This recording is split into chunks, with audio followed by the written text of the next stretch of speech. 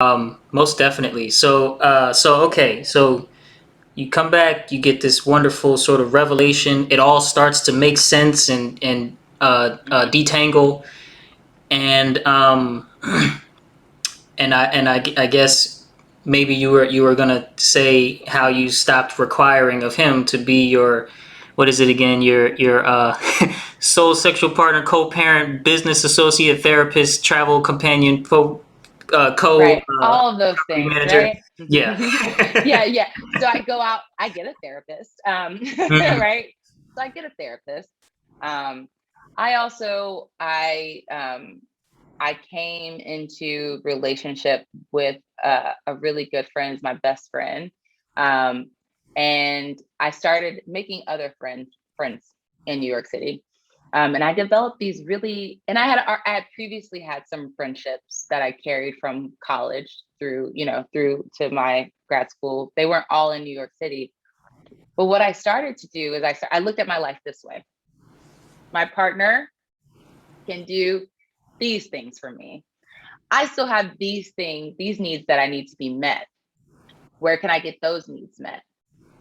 Oh, well, she can do this for me. He can do that for me. And so what happens is I start compartmentalizing my life. And I don't know if compartmentalize is the right word, but I build a community of people to meet the needs of Krista Carter so that I can be fulfilled all the time.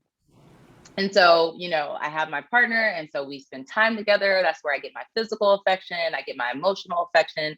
Um, that is where, I we hang out and we do all that. And he's my primary, he's my nesting partner.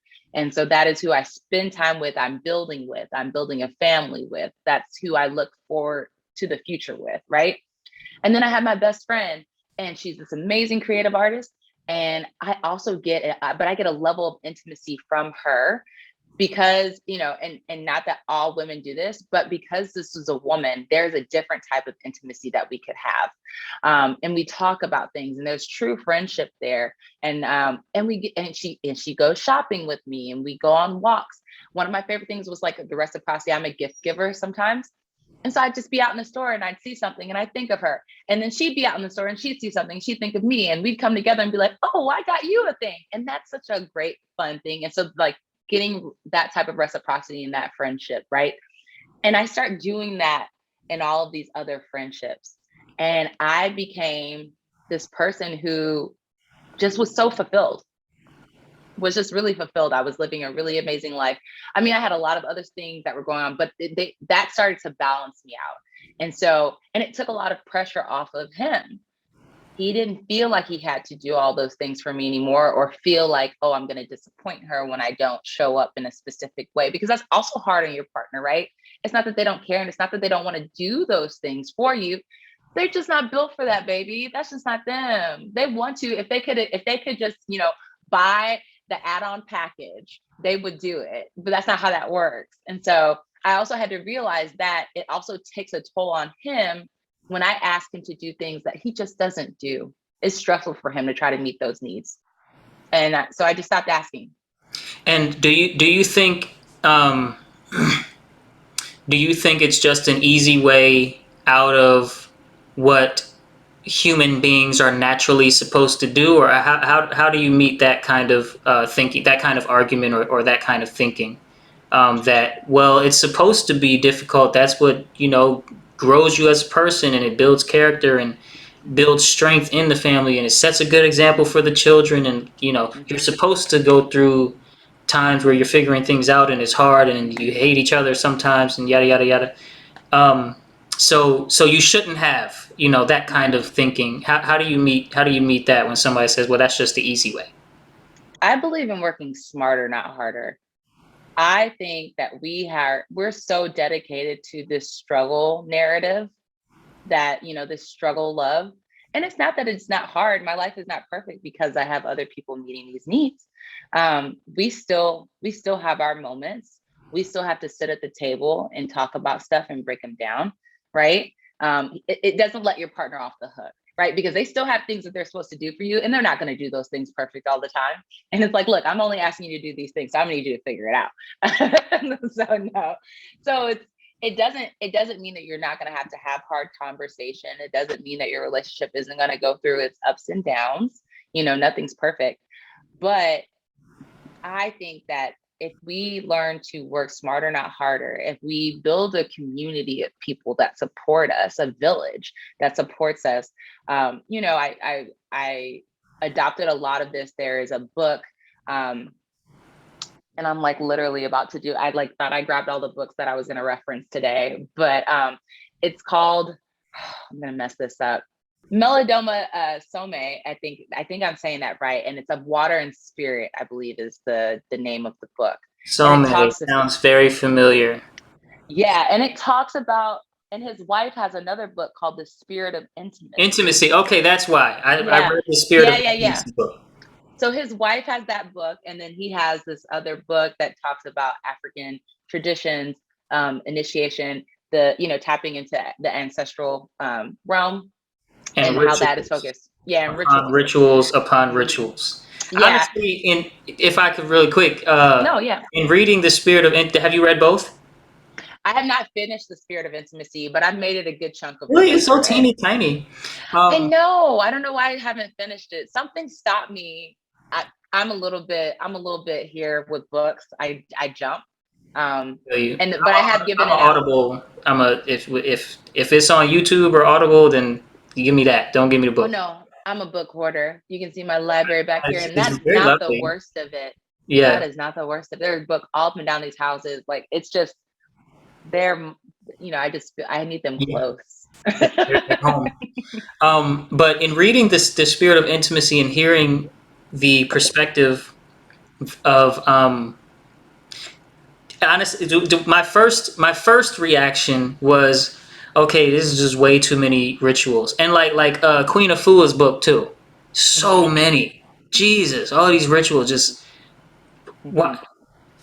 Well, that was so. Again, this is my initial reaction before Right. some things settled down into more of an understanding. It was like, why? Why? It's not Hmm. what. Then you got to do it right, and you got to be in the It's right the mindset, intention. and yeah, like and the people around you, you got like you kind of got to build community before some of them really become effective, and Hmm. it's like goodness gracious. But Hmm. upon settling with some of that, I realized that, well, actually, there's a lot of things that we do day to day that we just don't call ritual. Like Hmm. putting music on to clean would Hmm. definitely count. Like Yeah, without question, 100%. that's a 100% ritual. Hmm. Not to mention putting on music when we have sex, Hmm. when we fuck. Right. That's a Yeah. ritual Your because morning that coffee sets the mood. Your is morning coffee ritual. is a ritual, either making it or if you get it from Starbucks or whatever, and you always drink it in the parking lot before you walk in. That's ritual. Hmm. Hmm. So that brought some understanding after, or I guess I fell into some understanding after a while, but in reading, yeah, and reading from the perspective of people that come from that world, which is completely different than ours, it was like, why are there so many rituals? Oh my God. And so many people involved with like everyone. I used to think that. So when I read that book too, I was just like, oh my God, there's just like so many people and like living on top of each other and like having to do work with people. Oh, cohabitate, collaborate. Like, whoa, that just feels so exhausting to do that, right? It's just like because we're so individualized here. And one of my favorite stories from that book is they have their mom who's still in Africa. She's getting a little bit older, and they're here, and it's just them here, and I believe they live in North Carolina or something like that. And they kept telling their mom, come live with us, come stay with us, we'd love to have you.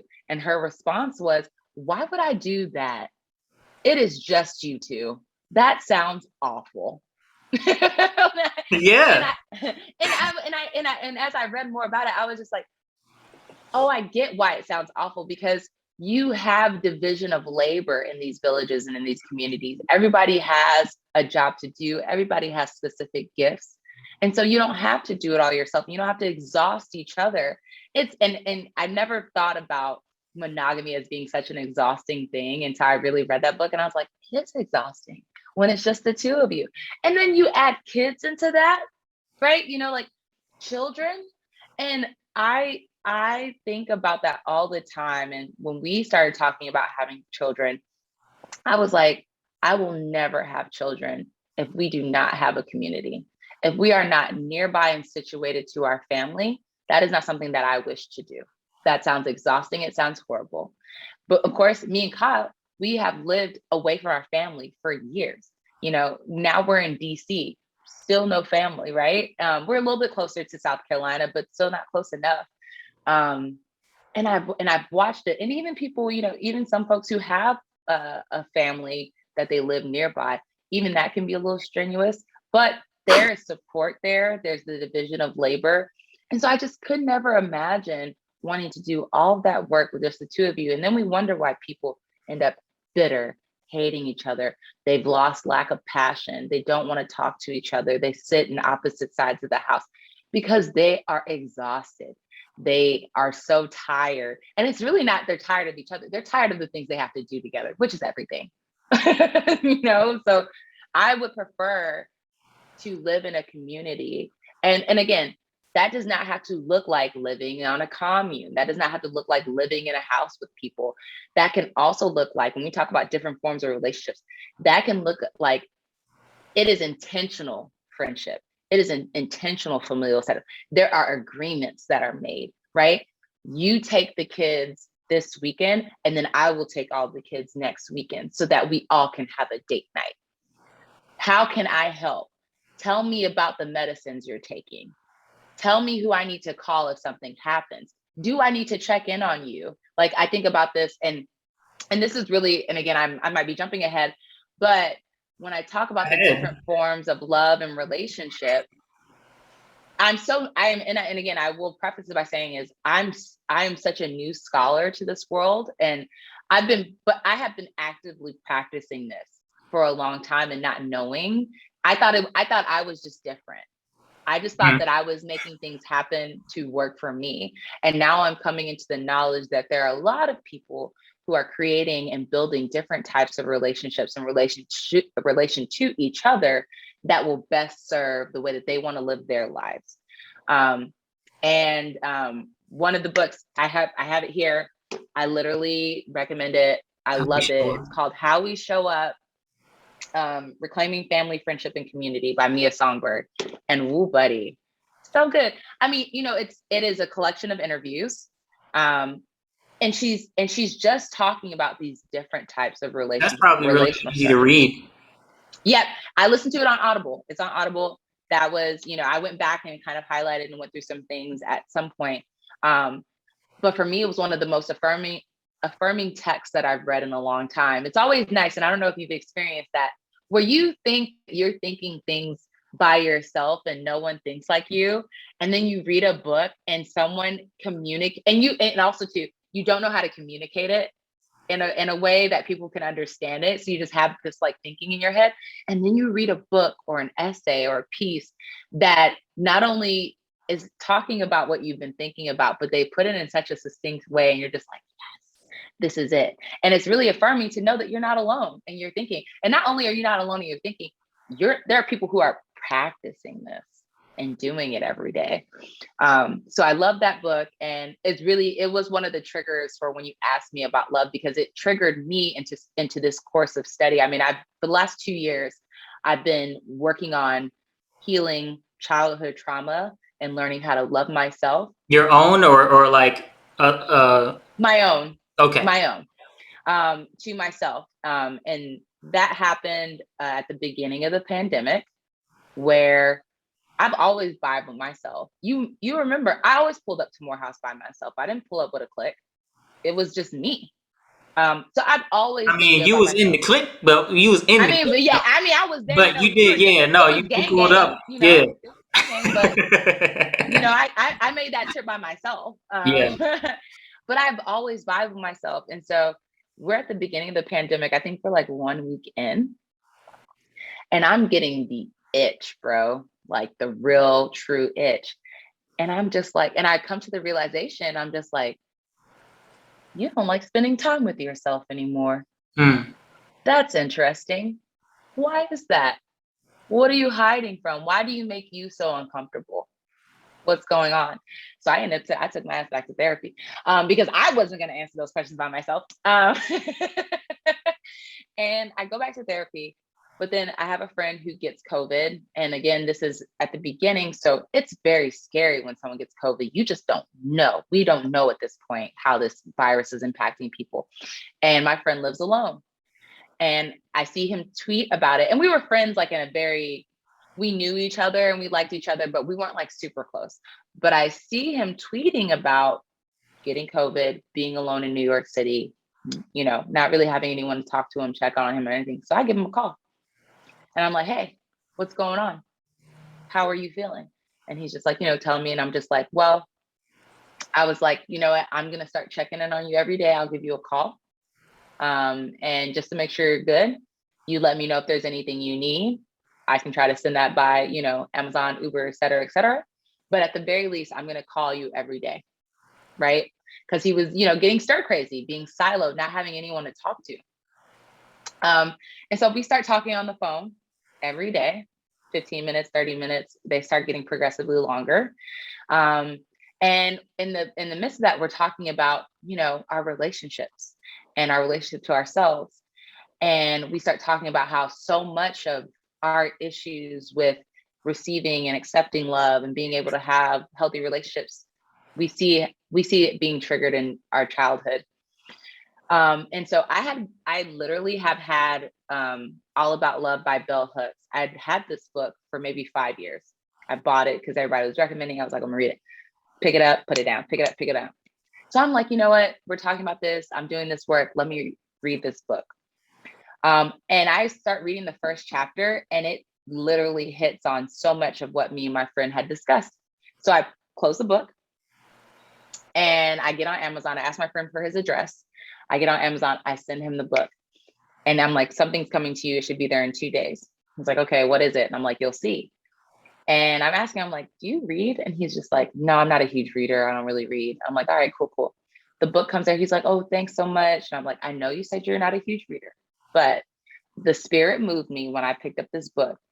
If you would like, we can read chapter by chapter and discuss once a week this book and kind of start doing this work together. And that catapulted us. And we've been doing it for 2 years. We have our own little book club. We call it the Only Lovers Left Alive book club. And we've read books, books about Buddhism, but everything about it is about, healing our trauma, childhood things, learning ourselves, learning how to be in relationship with people. I'm really trying to remember why I got on this tangent. But Wow. Yeah. How did you get how exactly do we get here? here? Love books. Childhood trauma. Oh, and relationships. Okay. Again, so this is a new way. I've never interacted with a friend in this way, right? But you see a need and you see where you can show up for someone, right? And that's a 15-minute call. And then it's doing this reading. Now it's doing this deep work with each other, right? I would say that probably one of my closest friends now. I've had friends for years, and I would say he's probably one of the closest people to me because we've been doing this work together. And all these readings have really catapulted me into one. And again, I think I was thinking about this earlier about how do I logically talk about how I got here. It started with self. It started with self-inquiry. It started with self-investigation, self-healing. And I stand by that all the time. Do that work by yourself before you try to do it with other people. Or if you're doing it with other people, do it in a small group, an intimate group, right?